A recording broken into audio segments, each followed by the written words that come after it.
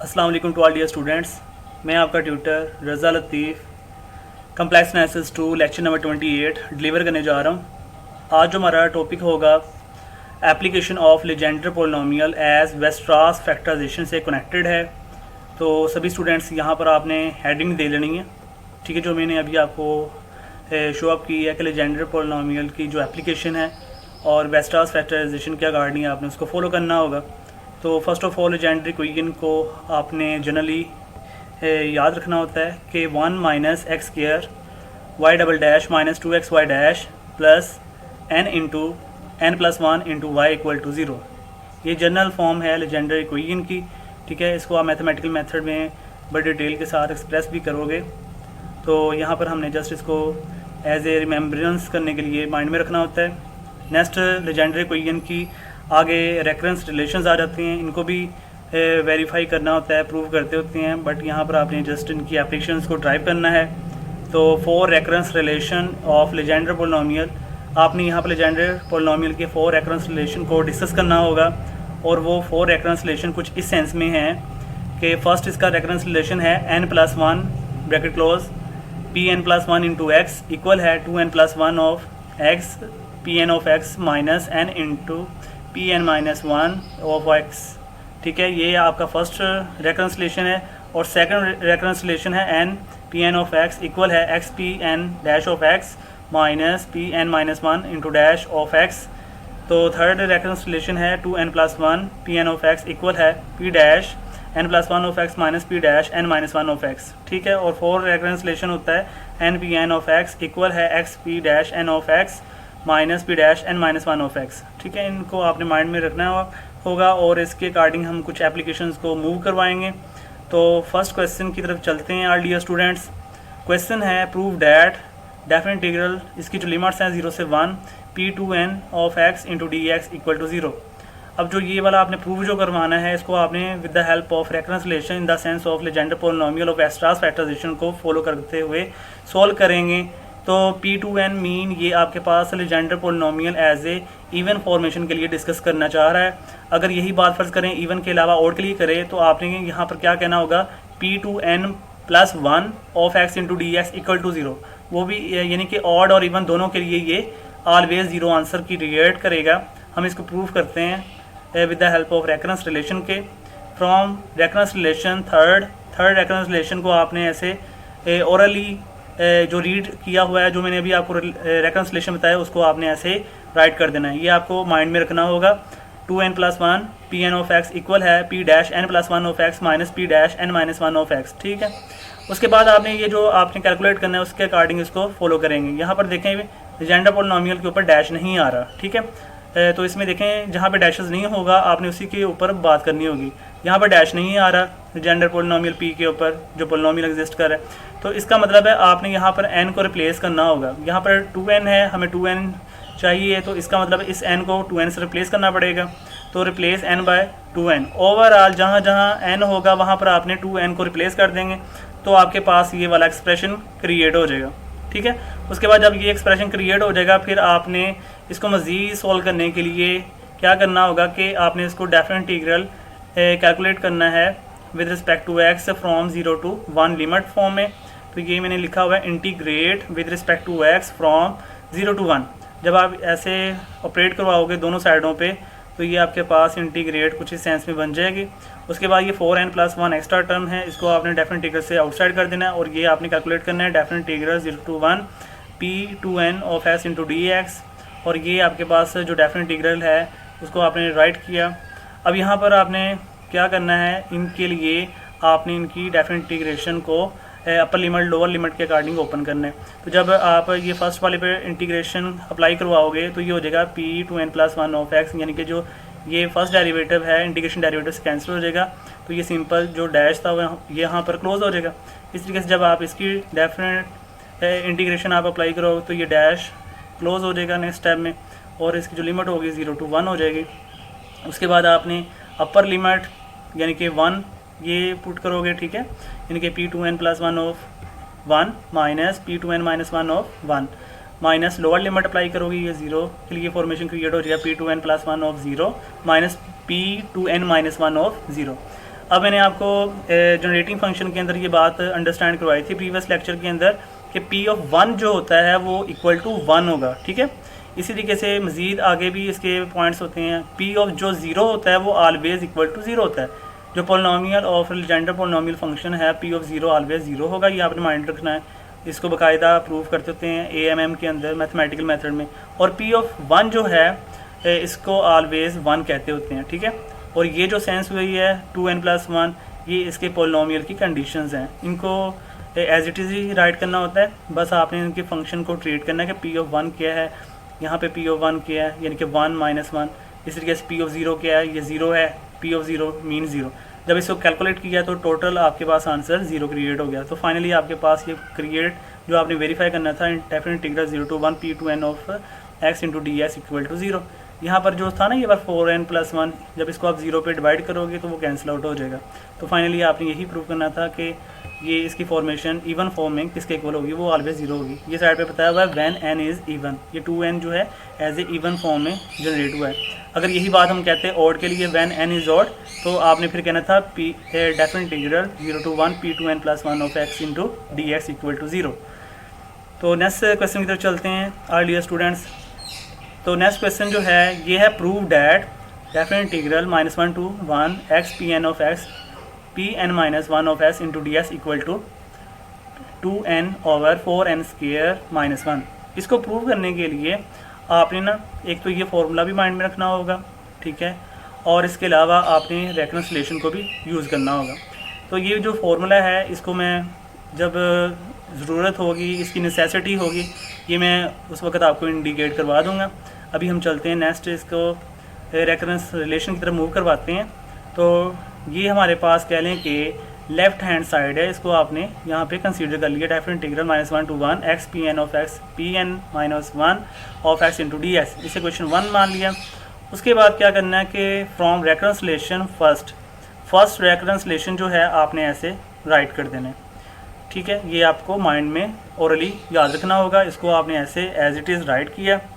उसके बाद आपने अपने क्वेश्चन को वेरीफाई करवाने के लिए इसको अरेंजमेंट करना है, यानी कि ये जो वाला पार्ट है ना इसको एक साइड पे रहने दें, ये जो नेगेटिव है इसको आप दूसरी साइड पे शिफ्ट करवा दो।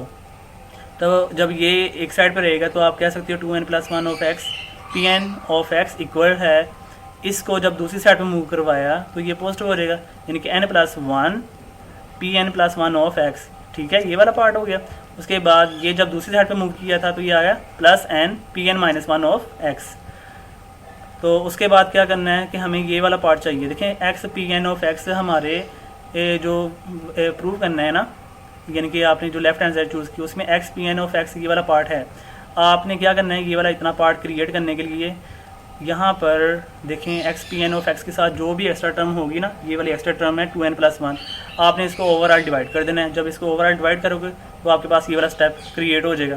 अब x pn ऑफ x की वैल्यू आपको फाइंड आउट हो चुकी है। अब आपने x pn ऑफ x की वैल्यू, ये जो आपके पास रिलेशन बन चुका है, इसको आपने पुट करना है इक्वेशन नंबर 1 में। ये वाली जो आपके पास इक्वेशन नंबर 1 है, इसमें आपने x pn ऑफ x की जगह वैल्यू को राइट कर देना है, जो ये वाला एक्सप्रेस आपने रिलेशन फाइंड कर लिया।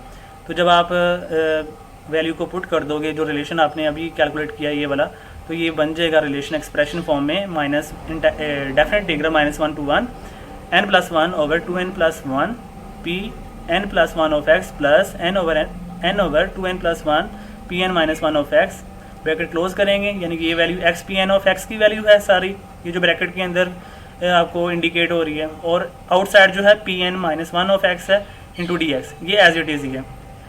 उसके बाद आपने अब क्या करना है कि ये जो है ना pn-1 ऑफ x, इसको आप फर्स्ट टर्म के साथ भी मल्टीप्लाई कर लो और इसको आप सेकंड टर्म के साथ भी मल्टीप्लाई कर लो, और डेफिनेट इंटीग्रल सेपरेट भी हो जाएंगे साथ में।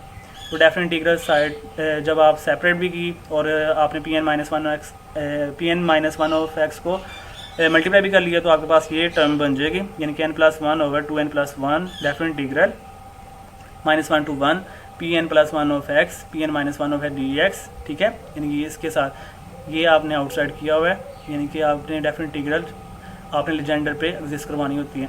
उसके बाद ये n ओवर 2n+1 ये भी आउटसाइड ही है, और definite integral -1 to 1 pn-1 of x, और p n minus one of x into D x. ठीक है, ये वाला आपके पास स्टेप क्रिएट हो गया।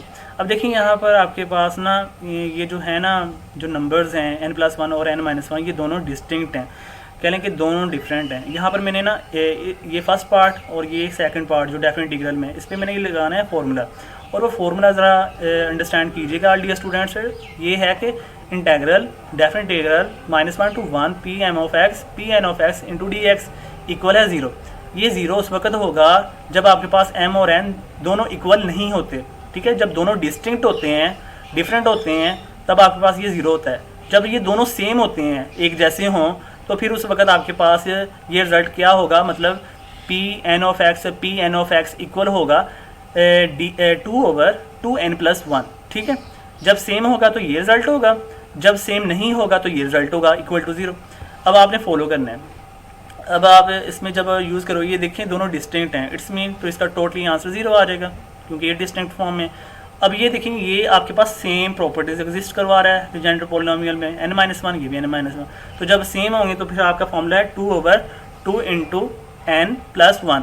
n की जगह यहाँ पर क्या यूज़ हो रहा है, n-1, सो n को n-1 से रिप्लेस कर दिया, तो ये हो जाएगा 2/2 इंटू n-1+1। फिर उसके बाद आपने कैलकुलेट करना है। ये वाला पोर्शन तो आपके पास 0 हो गया ना, ये तो स्किप हो गया।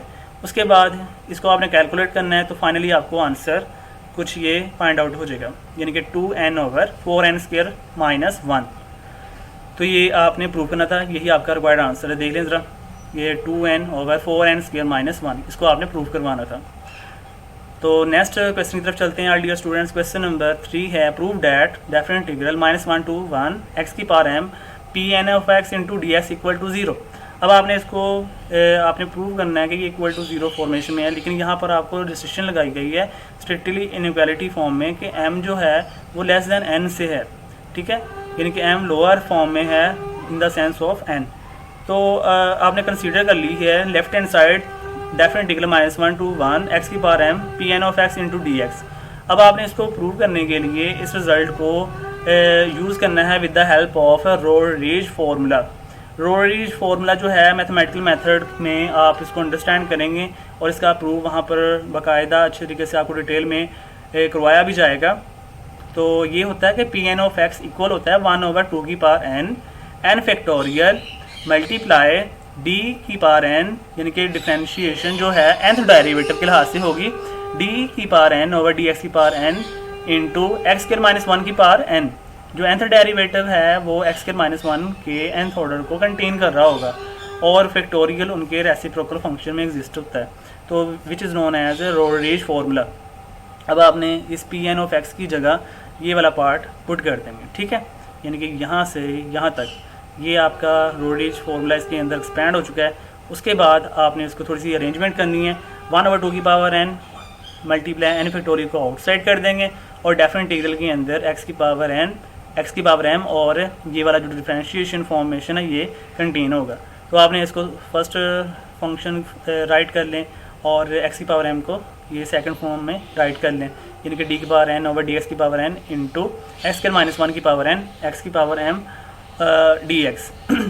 अब ये दो डिफरेंट फॉर्म है, ये n फॉर्म में है, ये m।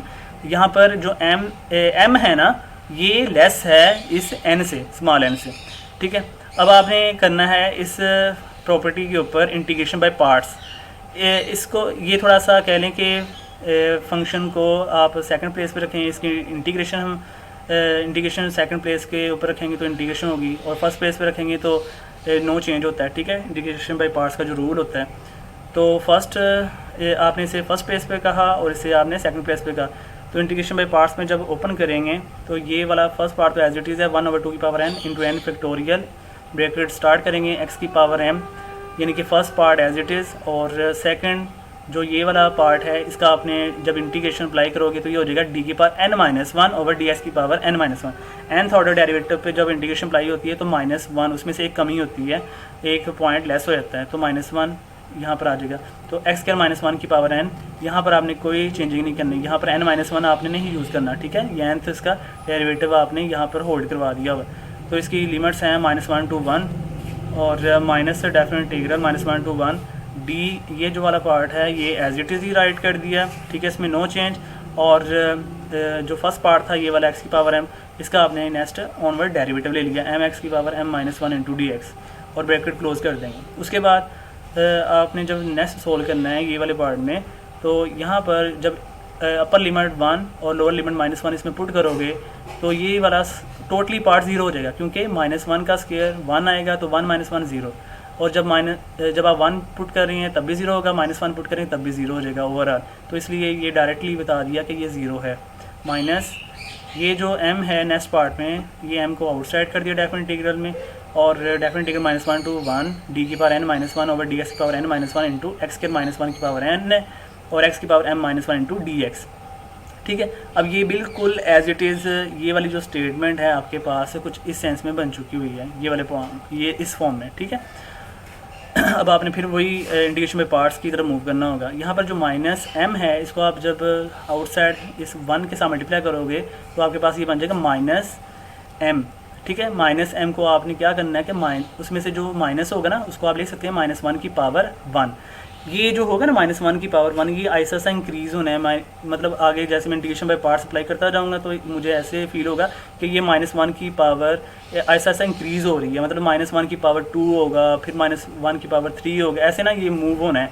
तो आपको इसका आइडिया हो जाएगा कि ये किस सेंस में रोडरीज को एक्सपेंड करने की कोशिश कर रहा है। ठीक है, उसके बाद आपने यहाँ पर क्या करना है, integration by parts again apply करनी है। इसको आप फर्स्ट पार्ट मान लें x की पावर m-1 को, और ये वाले पार्ट को आप सेकंड पार्ट मान लो। ठीक है, इंटीग्रेशन बाय पार्ट से जब आप ओपन करोगे तो ये फर्स्ट पार्ट तो ब्रैकेट वाला ये तो एज इट इज़ ही है ना, तो ब्रैकेट के अंदर जो आपने राइट करना है इंटीग्रेशन बाय पार्ट्स अप्लाई करोगे तो ये देखें जब इसको आपने अप्लाई किया तो x की पावर m-1 फर्स्ट प्लेस पे एज इट इज़, तो जो सेकंड है उसकी इंटीग्रेशन अप्लाई की, जो इंटीग्रेशन यहाँ पर था n-1, जब इंटीग्रेशन अप्लाई अगेन करोगे तो ये n-2 हो जाएगा। ठीक है, और एक कम हो जाता है। तो उस लिहाज से आपने ये माइनस है डेफिनेट इंटीग्रल, ये इंटीग्रेशन वाला पार्ट जो आपने ये राइट किया हुआ ये एज इट इज़, और उसके बाद जो आपका फर्स्ट पार्ट था उसका आपने डेरिवेटिव अप्लाई कर दिया m-1 x की power m-2 into D x. ठीक है, इंटीग्रेशन बाय पार्ट्स आप इजीली अंडरस्टैंड कर सकते हैं इजीली, ये इतना इशू नहीं होगा आप लोगों को। तो नेक्स्ट देखें, जब आपने फर्स्ट पार्ट के ऊपर ये वाले इतने पोर्शन पे लिमिट अप्लाई करवाओगे तो ये अगेन 0 हो जाएगा। ठीक है, जैसे आपका फर्स्ट पोर्शन में अप्लाई हुआ, तो उसके बाद इसके ऊपर अगेन वही इंटीग्रेशन बाय पार्ट्स फिर आप वर्क करवा दोगे।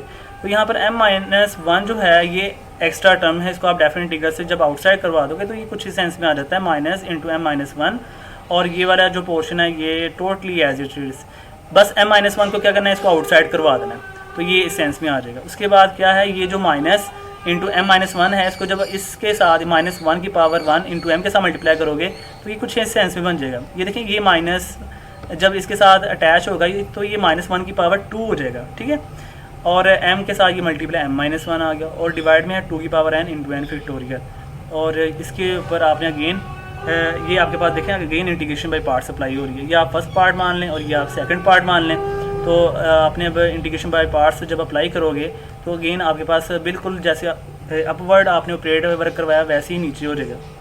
अब आपने यहाँ से वर्क आगे करवाना क्या है, देखें आपसे यहाँ पर है ना एक सीक्वेंसली मूव हो रही है। तो देखें यहाँ पर फर्स्ट पार्ट में था d की power n-1 over D X की पावर n-1 इंटू एक्स के -1 की पावर n, और x की पावर m-1 था। लेकिन यहाँ पर अब देखें 1 के बाद अब आ गया 2, यहाँ पे भी आ गया 2, इसका मतलब है यहाँ पर सीक्वेंस मूव हो रहा है, पहले 1 था अब 2 आ गया, इसका मतलब है ऑनवर्ड अब क्या आएगा 3 आएगा, फिर ऐसे ही सो ऑन होगा।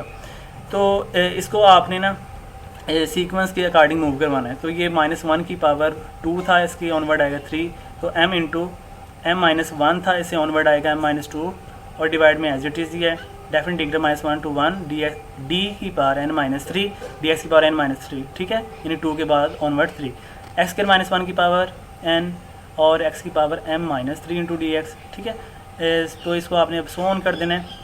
सो ऑन करने के बाद आपके पास जनरल रिजल्ट ये बन जाएगा -1 की पावर m, यानी कि ये नंबर्स देखें इंक्रीज़ कर रहा है, ये इस टर्म में है, यानी 1 2 3 ऐसे मूव हो रहा था। तो m इंटू m-1 m-2 ये सो ऑन होगा, इसकी एंड टर्म 3 2 1 यानी कि 1 पे जाके स्टॉप हो जाएगा, ये फैक्टोरियल को जनरेट कर रहा होगा।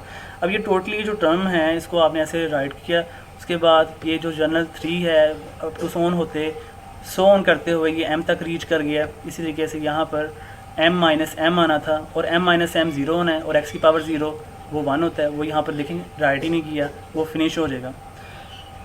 उसके बाद फाइनली जब आपके पास ये रिज़ल्ट बन जाएगा तो ये जो इतना पार्ट है ना ये वाला, यानी डेफिनेट इंटीग्रल -1 to 1 डी की power n minus M over D X की power n minus M into X square minus 1 की power n into D X, ये जो पार्ट है ये आपके पास रोड-रेज रिलेशन होता है in the sense of distinct nth और nth order when 2 points are strictly inequality form, यानी कि उसमें एक स्ट्रिक्टली इनइक्वालिटी की रिस्ट्रिक्शन अप्लाई होगी। यानी कि इसमें आपको ना कहा गया था कि m is less than two n, ठीक है। तो उसी के अकॉर्डिंग ये जो रिज़ल्ट है रोड रेज रिलेशन जो है, ये वाला जो पार्ट है ये ज़ीरो ऑपरेट हो जाता है in the sense of only on restriction case के अंदर। तो यहाँ पर आपने इसकी वैल्यू ज़ीरो पुट कर दी। उसके बाद आपने ये जो मैंने कहा कि m into m minus one m minus two up to सोन 3 2 1, ये आपके पास फैक्टोरियल जनरेट कर रहा है। तो फैक्टोरियल को जब क्लोज करोगे तो हम कह सकते हैं कि m फैक्टोरियल बन जाएगा। अब ये आपके पास जब m फैक्टोरियल क्रिएट हो गया और ये वाला totally part as it is ही आ गया, लेकिन ये जो था रोड रिलेशन जब इसको आपने यहाँ पर राइट की इसकी वैल्यू ज़ीरो, तो ये ओवरऑल जो आपका आंसर बना तो मल्टीप्लिकेशन करने के बाद ज़ीरो हो जाएगा, ठीक है। तो ये आपने I hope all dear students understand कर लिया होगा। अगर किसी किस्म का कोई भी स्टेप में कोई कन्फ्यूजन हो तो आप अंडरस्टैंड करने के लिए क्वेश्चन कर सकते हैं। ख्याल रखिएगा डियर स्टूडेंट्स, दुआ में याद रखना। अल्लाह हाफ़िज़ एंड स्टे ब्लेस्ड।